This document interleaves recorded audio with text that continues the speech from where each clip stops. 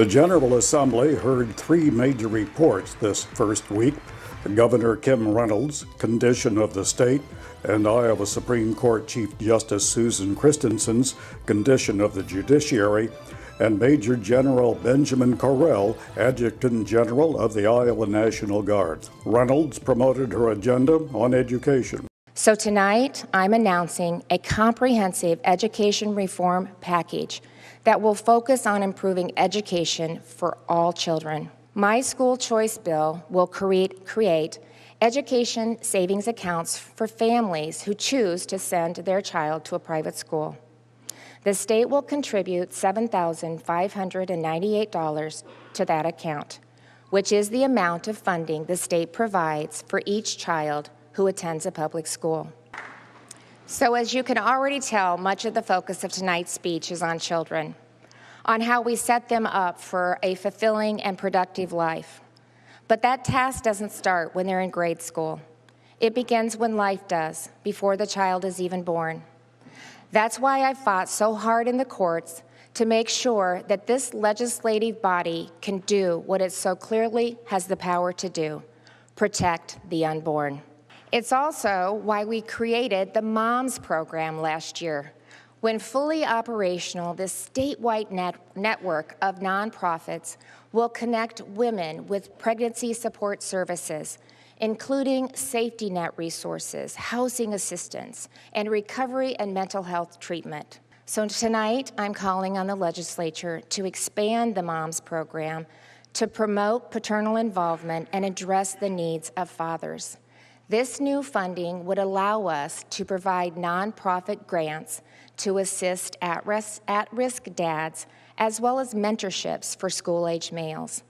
This session, in everything we do, let's promote strong and healthy families. The opioid crisis is a human tragedy taking place across this country, and fentanyl has taken center stage. While Iowa maintains one of the lowest overdose death rates in the country, we're still experiencing unacceptable trends.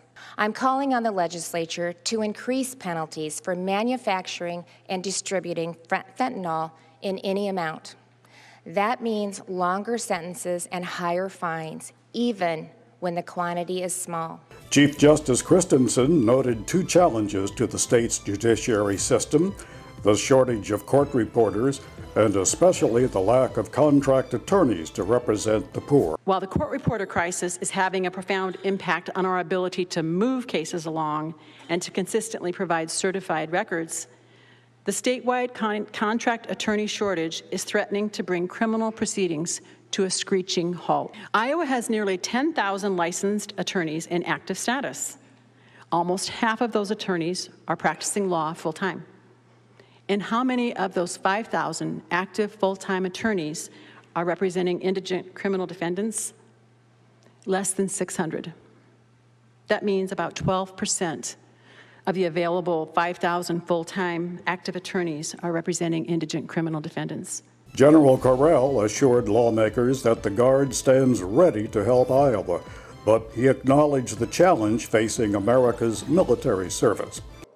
Here at home, the #1 challenge to readiness has become strength in our ability to recruit and retain quality soldiers and airmen. As we exit the COVID-19 era, national economic, educational, societal trends have increased competition for talent, which has decreased the incentive to serve in our military. According to recent studies, 2022 was the worst year for military recruiting since 1973, at the beginning of our all-volunteer force. Major bills introduced so far deal with gender identity in Iowa's schools, drug-related homicide, public record requests, and distracted driving. Some material in this week's summary of the legislature is courtesy of the Iowa PBS.